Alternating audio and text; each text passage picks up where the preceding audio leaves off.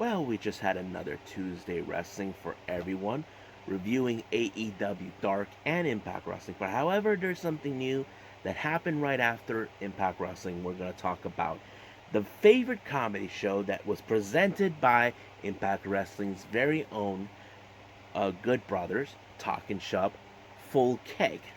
So all of that will be discussed on Deleted WrestleZone.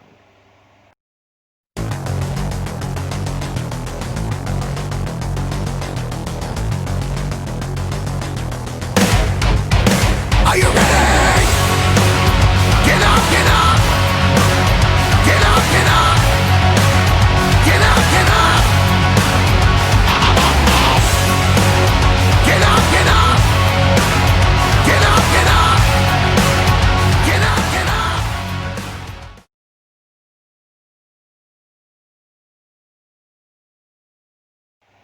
Welcome everybody to Deleted Wrestle Zone, all things pro wrestling from AEW, NXT, New Japan Pro Wrestling, Impact Wrestling, the National Wrestling Alliance, many promotions, wrestlers, matches, championships. I am your host, J Rod here.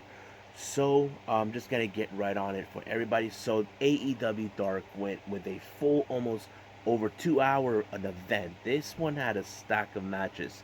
I did not expect this is the first time I think in history for them doing AEW Dark. They're gonna go over it. Now, some of you have been talking about is it AEW gonna do a secondary show? Yes. Cody said it's not gonna be dark. It's gonna be in the same thing, but however, he said the secondary show will be something unique. Still no word on that yet. So let's start with the first match they have is Shawn Spears along with Tully Blanchard versus Christopher Daniels. This match was already set from a week ago in AEW Dark. As you know, Shawn Spears hasn't forgotten what Scorpio Sky did to him. If you guys don't know, during the late night Dynamite, Shawn Spears was in a match against Matt Sydal. He tried to take him out with the loaded glove, but however, Scorpio Sky diverted it. But this match was sending a message to Shawn Spears directly to Scorpio Sky. Now, Christopher Daniels was able to hold on his own, even though he seemed dominant, but somehow Shawn Spears was able to turn it around and picked up the victory. But as soon as that happened, he was thinking exactly what he wanted. He wanted to give that message to Scorpio Sky and load the glove, which he did. However, Scorpio Sky was not an idiot. He knew what was coming, so he stepped right in front of him. But he was unable to do the deed. So what Shawn Spear does, he grabs the nearest person in front of him, which is the Pyrotech guy, and whacked him with the loaded glove. So basically, he's still not happy with the fact that he got involved yet again. Next match, we have Kylan King versus Brandy Rhodes. So this was a very interesting match. As you know, this is not one of the best matches with Brandy, but she's learning to be a wrestler like we hope she would because that's what she wanted to do, even when she was back with WWE. But some point in the match, all of a sudden we have John Silver. I don't know what is John Silver doing. Has he forgotten that there's a feud between both the Dark Order and the Nightmare Family? But it appears that maybe he wants to get on a shot of Brandy, which is Brandy's show where they do a lot of cooking, a bit of drinking, that type of thing. But however, the match didn't go. The match went okay, but however, Brandy picked up the victory. But she did show a sign of respect to Kylan King, showing her that she did a great job holding on her own, like we normally see with many other women in wrestling. The next match we have David Ali versus Ricky Starks. This is one of those jobber type matches, but however, we can guess Ricky Starks pulled up the victory, pulling off the Rochambeau, as always. The next match, this one was part of being the elite. As you know, Fuego del Sol was involved in a competition for the BTE belt in a what's so-called miniature golf, and he was being booked for this week. So he actually faced off against SCU Scorpio Sky. It was a good match. I'm not gonna lie. It was a great match. It was amazing. But of course, Scorpio Sky picked up the victory. But in post-match, all of a sudden, Shawn Spears' music was hit, and he was nowhere to be found. But I think this is Sean Spears trying to get into his head to play mind games because he hasn't forgotten what Scorpio Sky owed him. Basically, not giving him the satisfaction that he needed when he was trying to take out Matt Sydal. Next match, we have Aaron Solo versus Luchasaurus, which is the first time in some time we've seen Luchasaurus as a singles competitor. We've normally been seeing him involved in the majority of his time with AEW as a tag team competitor. But this is a pretty good match. I'm not gonna lie, it was a good match. Aaron Solo dodging every kick, but however, with a guy like Luchasaurus, it's not enough. He picked up the victory, and it was great to see him. Next match, we have Griff Garrison and Brian Pillman Jr. versus the Butcher and the Blade. As you know, Butcher and the Blade has always been the most dominant force. However, Griff Garrison and Brian Pillman Jr. only had one victory together as a tag team. But still not enough to take on the Butcher and the Blade. As always, it's always been that same old thing that we've been watching for the past couple months. But now we've seen the dominance between both Butcher and the Blade since they teamed up with Eddie Kingston. The next match, we had Penta El Zero versus QT Marshall. The match was going exactly great throughout the entire time. QT Marshall was throwing a lot of it. But out of nowhere, here comes Eddie Kingston. I don't know what he was trying to do. But somehow, out of nowhere, he showed the surprise return of Ali now siding with him. Now, the reason that happens is because, if you guys know this, Ali's real-life husband is none other than the Blade himself.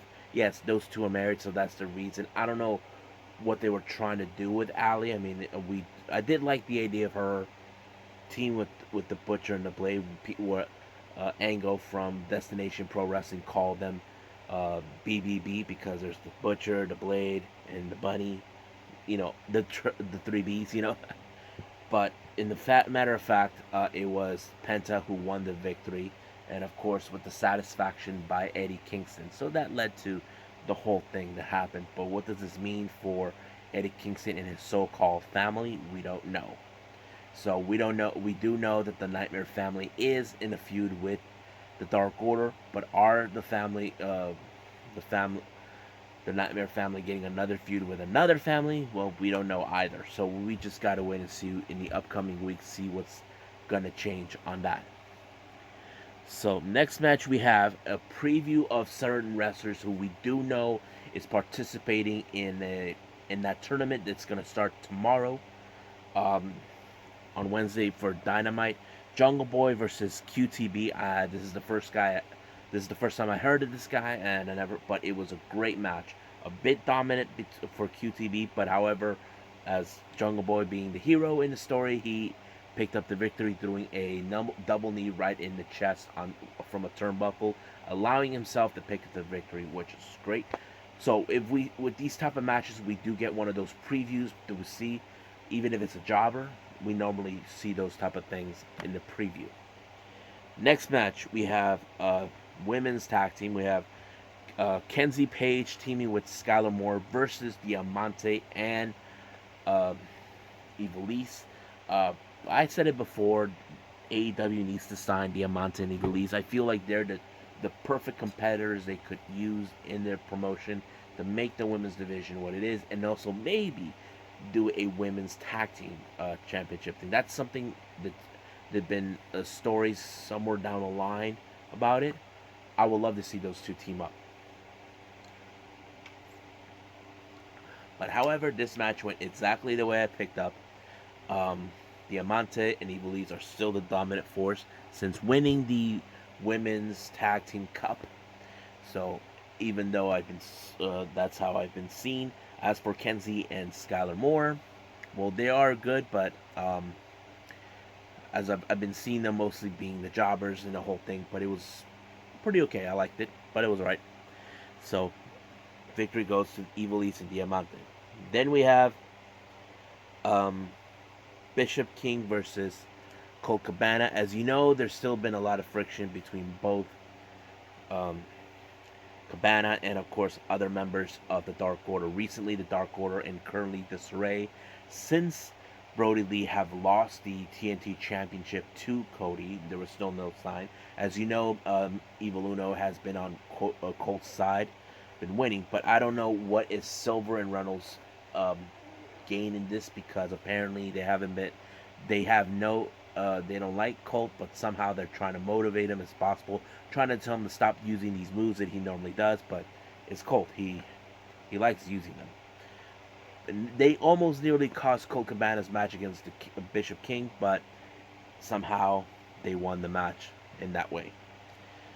Now the next match we have is Adam Priest versus another member of the Dark Order, Alan Five Angels. So basically, we see more now of the other members of Dark Order trying to be more dominant as possible. As you know, Alan Angels have made headway since the start of the pandemic, starting with Kenny and a few others being a member of Dark Order. So it showed him more what he can do as a singles competitor.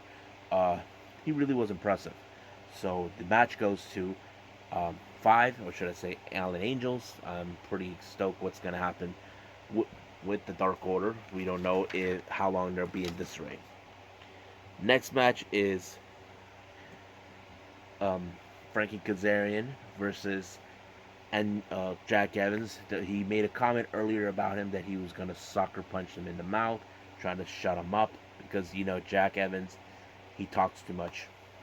But the match was great, even though Kazarian did try to look out for Angelico, who's on the other side, making sure that he doesn't get in the way.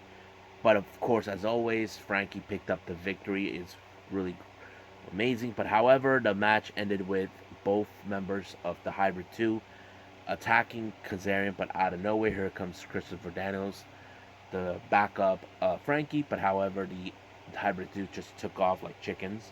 Didn't want no piece of him. So it ended in that way. Next match is a six-man tag. We have Baron Black, Louis Valley, and D3 versus Dark Order members Alex Silver S3, Reynolds 4, and of course Preston 10. So this is like one of those. I feel like this is one of those teams that should be involved in six-man time tournaments types. As you know, they've been considering having a six-man championship thing down the line. They've been mentioning about that since the Cruise. I feel these three are perfect for that, because it feels like that's what they need to do. They did show it a little bit more of their dominance a week ago in the last AEW Dark episode, but they did pick up the victory on this one. So I have to say I like this combination of these three as a trios team, as a trios or six-man team, however you want it. But of course, we got to pay attention more to Silver and Reynolds as a tag team duo. So they picked up the victory on this one. Next match, we'll just call it a squash match, is this guy named Vinny Pacifico versus Wardlow, but Wardlow ate him up. And this is part of those preview matches that we getting before he's involved in the tournament for whoever's going to face Jon Moxley for the world title, and that's who it was. Next match, we have Shawn Dean versus Matt Sydal. The match was great. I enjoyed it too. I'm a big fan of Matt Sydal. I haven't forgotten the first time I saw him up in person. One when he was in WWE, known as Evan Bourne. But it was great. I enjoyed the match. Matt Sydal actually won the match with his finisher move, his submission move. I forgot what he called it, but it was great. The final match is Rey Fenix versus the Concrete Rose Sonny Kiss. I'll just skip ahead. Rey Fenix won, because it was a good match. No, don't get me wrong. It was a good match between Rey Fenix and Sonny Kiss, because, as you know, certain times they change up the dynamics of the matches, because ever since Dark was in the pandemic, since during the time of the pandemic, we only been seeing a lot of wrestlers facing off just jobbers, but now they've been changing a little bit of the stats on this one. But this one went for a full 2 hours. I did not expect it, but it was a good one. I'm not going to lie. But we'll see what's going to happen tomorrow. So let's jump in right now with Impact Wrestling.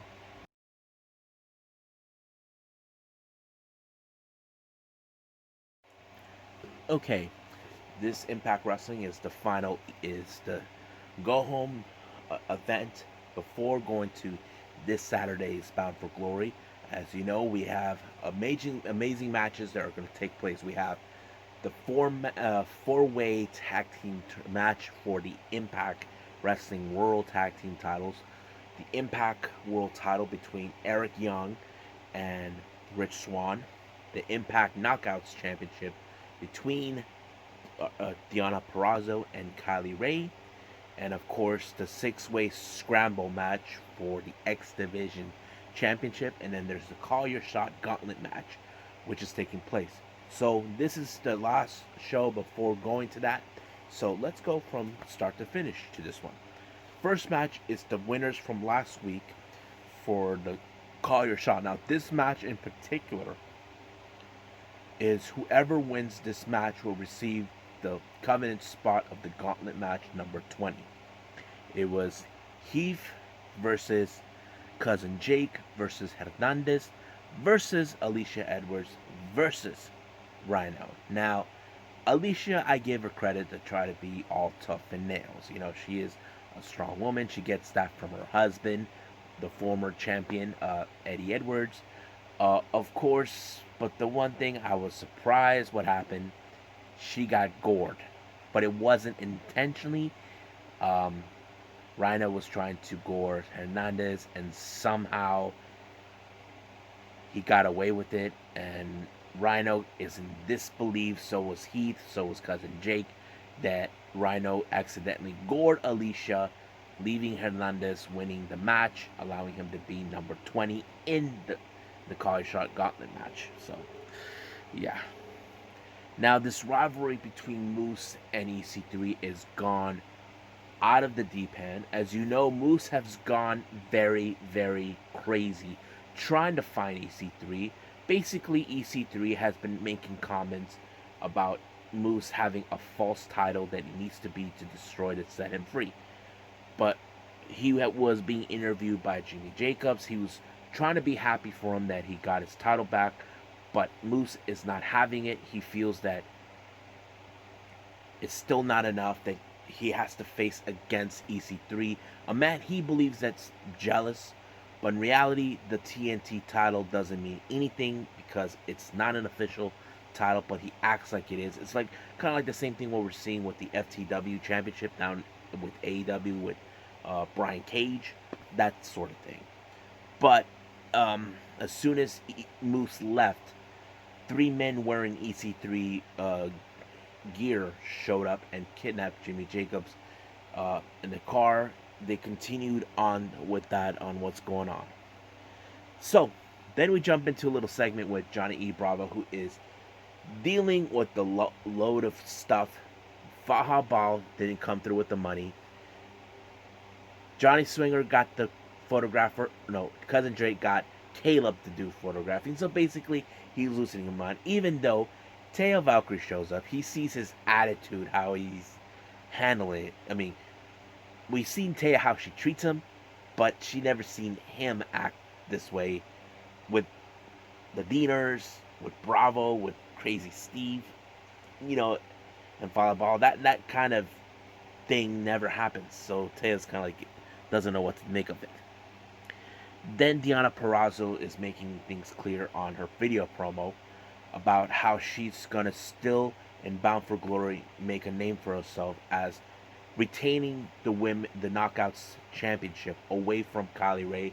That she's gonna prove that she's not gonna walk out with the title. That her attitude as being the happiest person doesn't get her nowhere. But we'll just wait to see what happens when we get to Bound for Glory. Now, the next match is Rosemary versus Havoc. Now, this stipulation was interesting. Ever since Rosemary's engagement to Johnny E. Bravo, Havoc has she approached Havoc saying that they need Father Mitchell to come back for the wedding.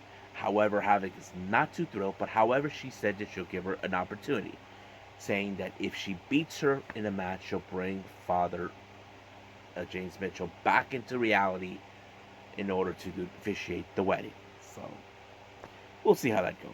But the match was great, even though it was a bit of aggressive. But Rosemary won, and Havoc has to honor the deal with Rosemary because they shook hands on it. So that's the thing. A deal's a deal. So I don't know how if people are going to feel with Father James Mitchell officiating the wedding. Well, it's like Satan is coming home for the holidays.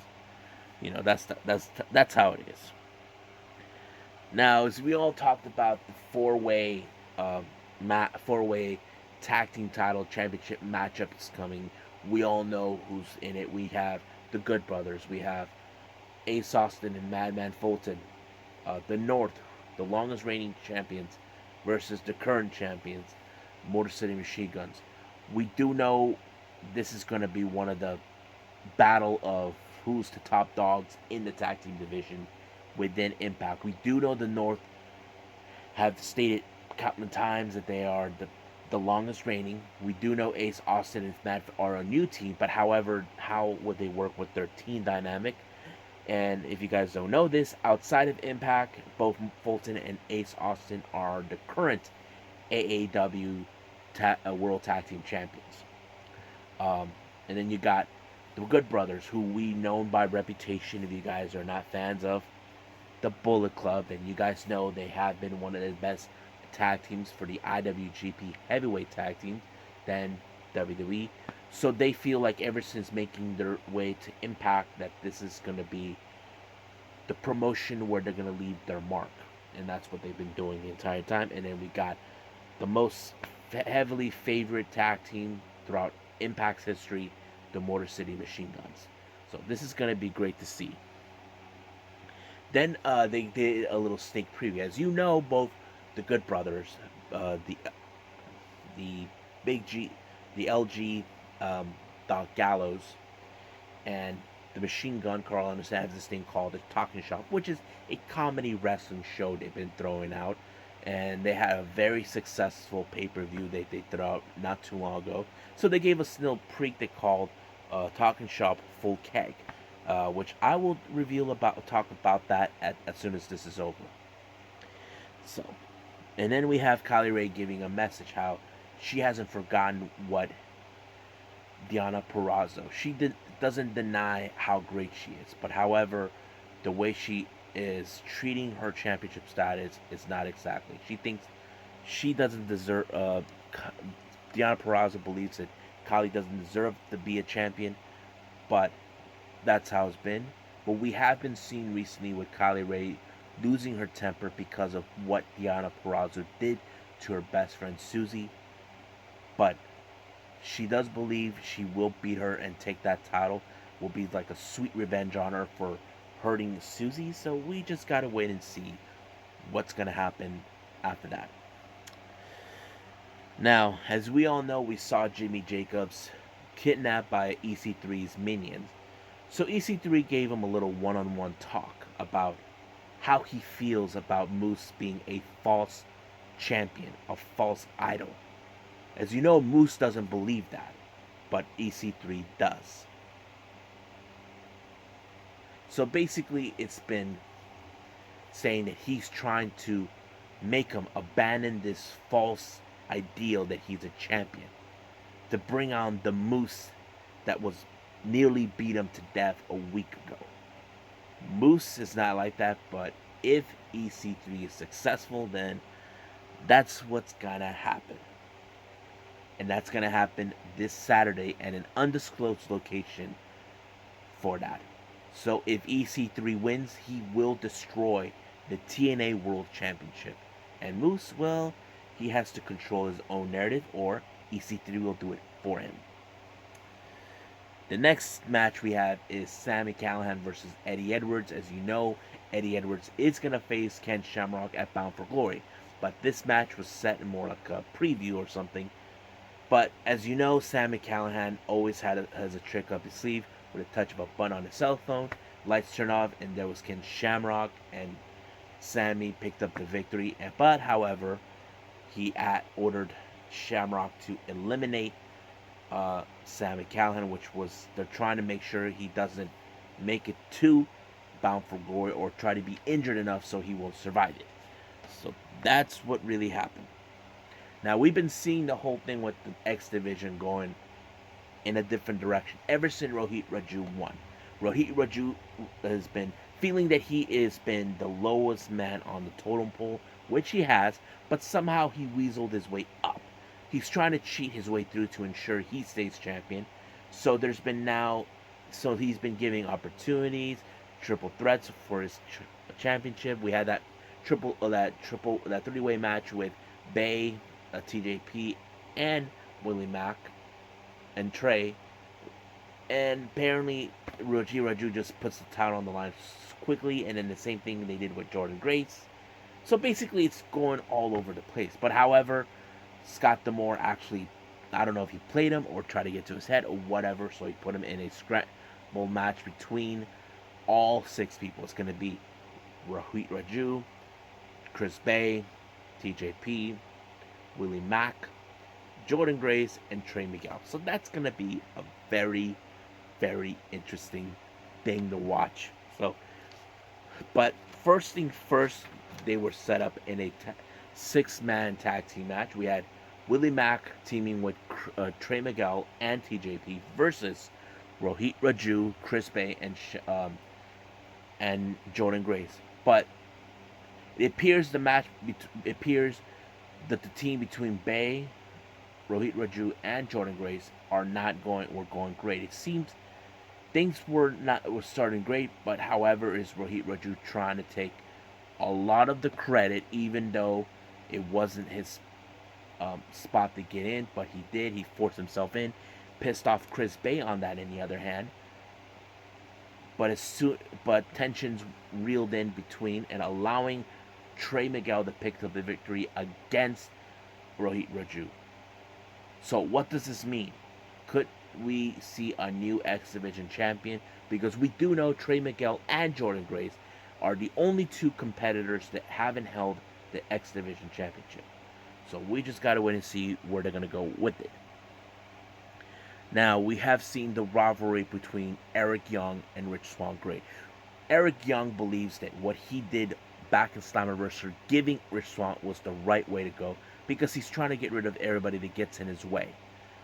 But of course, he believes nothing will stand in his way, that he will remain champion. But it became into a melee when Rich Swann appeared. They took the fight outside, but somehow the camera knocked down. This isn't the first time we've seen something like that before. So we just gotta wait till Bound for Glory when that's gonna happen. Ooh, excuse me.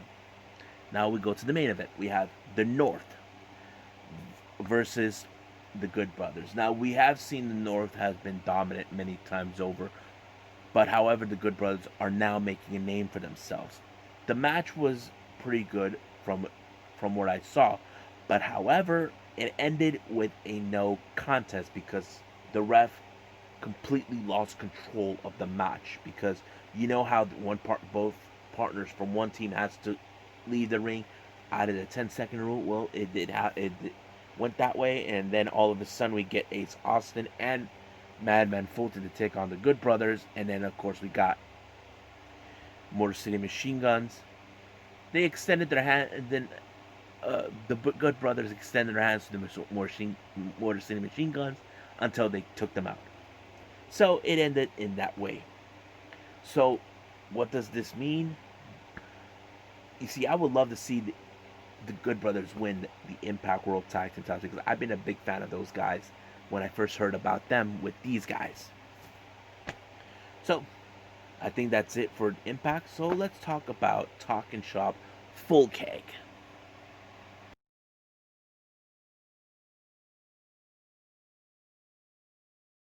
Now, Talking Shop has been one of the most interesting shows I've ever seen in my life.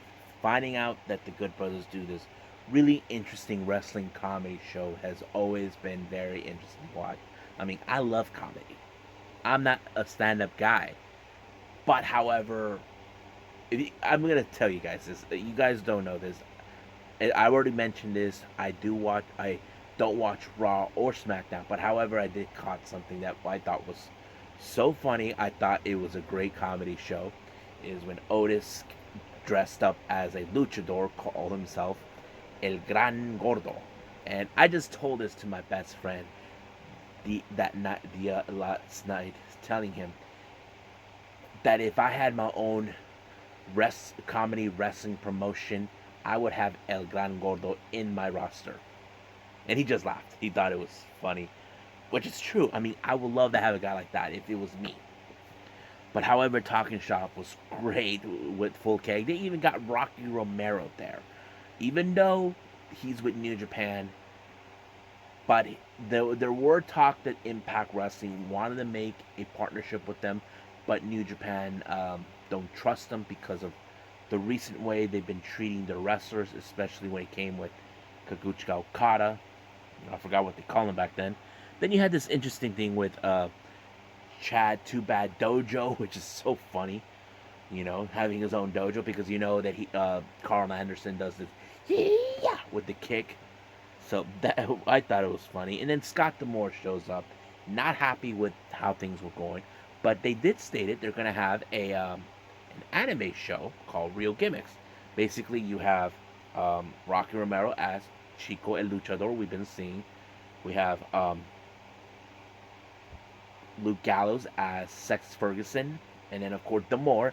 They told him that he had killer shows. Like, you lied to me, I was gonna have killer abs, but you see the outside look, he's fat, but when you take off his shirt, he had some killer abs, and it was a good show. And they're trying to get Enzo to make the way. I'm like thinking, wow, that's a pretty good anime stuff.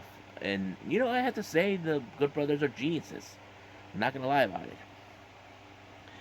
And then we had this guy who's calling himself Burning Love, and we had tons of stuff. And they had a match there where it was like an over-the-top match where we had, I think, 6 wrestlers. But of course, we did have appearances by Brian Myers and Heath as Elvis, which was kind of interesting to go with. But however, you had that fake Nature Boy, and then of course you had Scott D'Amore. Now, what's his name? When Scott Steiner showed up, they tried to do the 2-sweep, but of course, Big Papa Pump wanted to do it, but he flipped them off. All this and that. He wasn't. It's not the same. They say that the Bullet Club stole it from them. I thought this Talking Shop Full Keg was really good.